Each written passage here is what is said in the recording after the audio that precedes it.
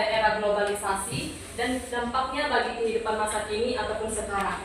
Nah, kita mengetahui bahwa iptek itu adalah ilmu pengetahuan dan teknologi. Jadi apa sih yang dimaksud dengan perkembangan? Jadi perkembangan ini adalah proses di mana itu lebih mengarahkan kepada kesempurnaan atau kematangan. Jadi perkembangan iptek itu akan mengarahkan di mana iptek kita akan berkembang atau berproses agar lebih matang lagi atau sempurna. Di era globalisasi, yang dimana globalisasi ini dalam Kamus Besar Bahasa Indonesia adalah proses masuknya ke ruang lingkup dunia. Yang namanya dunia pasti di dalamnya ada manusia saling berinteraksi.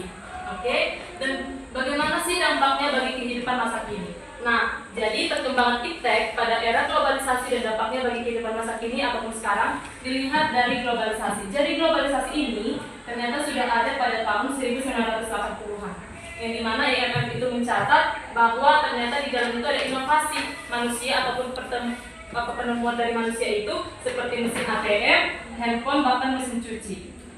Dan yang ketiga ini itu dapat mempermudah manusia dalam mengerjakan sesuatu atau lebih efisien lagi. Nah, lalu di dalam itu ada apa? Ada proses integrasi. Proses integrasinya itu adalah upaya menyatukan tanpa batas wilayah. Berarti posisinya itu terbuka dan tidak tertutup. Jadi bidangnya ini ada politik, sosial, ekonomi.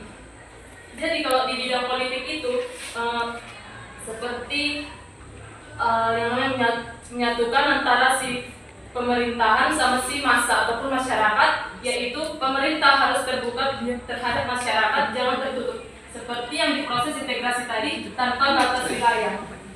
Jadi politik itu tidak boleh adanya perbatasan antara pemerintah dengan massa ataupun masyarakat. Jadi pemerintah itu tidak boleh menganggap bahwa kami adalah pemerintah. Tidak boleh ada masyarakat untuk memberikan pendapat kepada kami, itu tidak boleh, karena kita masuk lagi ke proses integrasi itu yang menyatukan tanpa batas wilayah. Lalu selanjutnya sosial itu di antara masyarakat itu bisa dikatakan seperti gotong royong. Jadi tidak ada di sini perbedaan antara si miskin sama si kaya. Jadi kalau misalnya si miskin ini ada misalnya satu di wilayah, di wilayahnya itu ada orang kaya. Jadi mereka itu melakukan gotong royong dengan orang yang memang kurang mampu gitu. Jadi orang kaya ini tidak boleh membatasi dirinya kepada si orang yang miskin tadi. Tidak boleh orang kaya itu menganggap nggak mau mereka kan miskin, sedangkan aku kaya, ngapain gitu, itu tidak boleh, karena proses integrasi itu tanpa batas wilayah. Jadi selanjutnya di bidang ekonomi.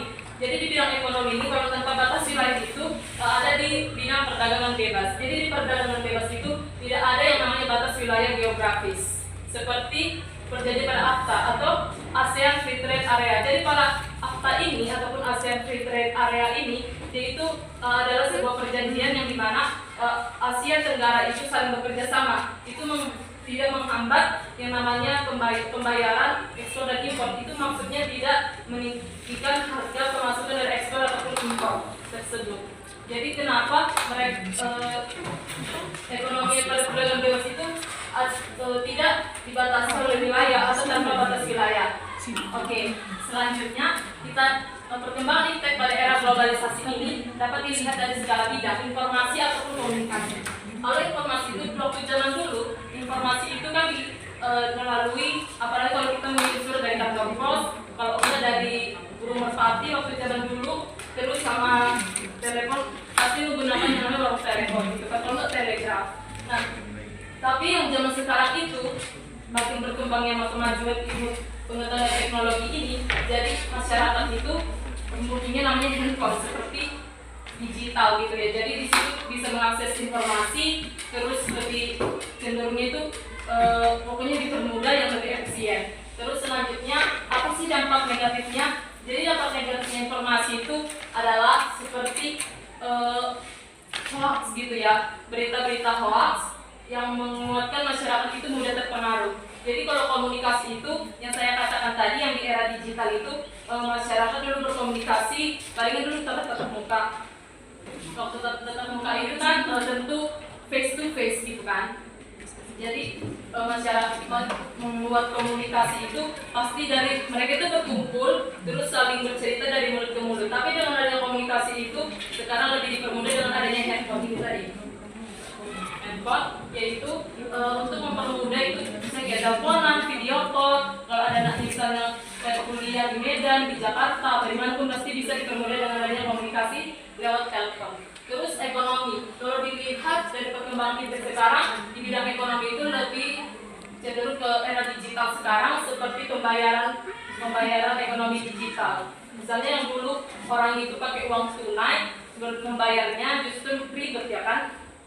Selanjutnya waktu udah berkembangnya teknologi pasti mempunyai yang namanya handphone di dalamnya seperti aplikasi Dana, Shopee, dan lainnya. Terus industri, kalau di industri itu bagaimana? Kalau di industri itu yaitu lebih ke sebuah kayak perusahaan itu menciptakan sebuah mesin-mesin ataupun teknologi yang ada di dalamnya.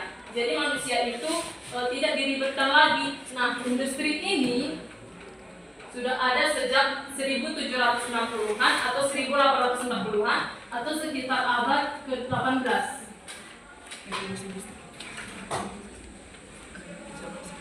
Sekitar abad 18, yang dimana ini adalah revolusi industri yang pertama.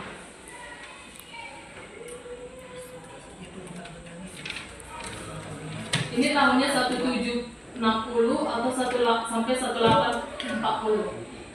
Yang dimana ini adalah pertamanya dari revolusi industri yang pertama ini ada yang diciptakan mesin uap yang dikemukakan oleh James Watt.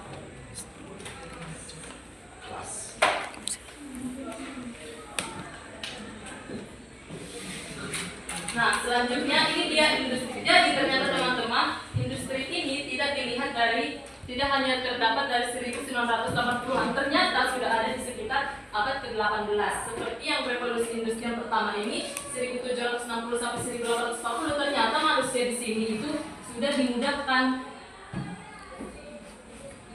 karena di industrinya itu sudah ada mesin uap. Nah, selanjutnya dari bidang sosial ataupun dari budaya itu, dulu manusia itu masih yang namanya kayak bersosialisasi sama dengan teman-temannya atau budaya-budaya mereka juga masih mengikuti tradisi dulu gitu. Nah, sekarang perkembangan zaman yang sekarang itu manusia itu lebih cenderungnya ke misalnya ke wilayah-wilayah lain ataupun negara-negara lain seperti Korea gitu ya. Sekarang trendingnya itu adalah Korea, yang dimana menggunakan pakaian-pakaian yang lebih seksi, yang memukau gitu ya kan.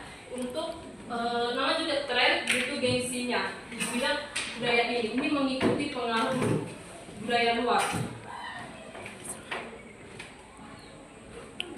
Nah, selanjutnya waktu mengikuti budaya luar, mereka otomatis kan lebih perkembangannya pada masa kini gitu ya kan, nggak mau tertinggal. Nah, bagaimana dampak positif supaya si budaya luar itu lebih kayak bisa kita terima tanpa menghilangkan si tradisi kita ini ataupun budaya kita ini, dengan cara berkolaborasi.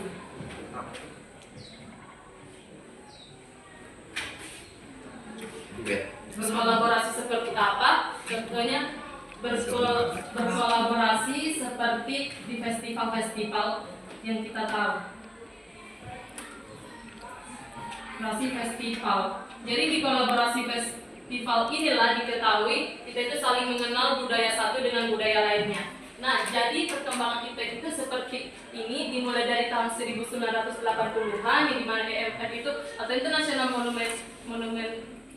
Monetary Foundation ini menjelaskan bahwa adanya inovasi manusia ataupun perkembangan teknologi manusia seperti mesin ATM, handphone, mesin cuci. Lalu ternyata IMF itu di dalamnya itu ada proses integrasi, tidak boleh ada batas wilayah. Jadi ini dilakukan tanpa batas wilayah. Nah, proses integrasi ini terjadi pada bidang politik, sosial, bahkan ekonomi. Lalu selanjutnya itu ada dilihat bahwa perkembangan IPEK itu dilihat segala bidang, informasi atau komunikasi, ekonomi ataupun industri, dan sosial budaya. Sekian dari pembahasan yang saya laksanakan. Maaf jika saya ada kesalahan. Terima kasih.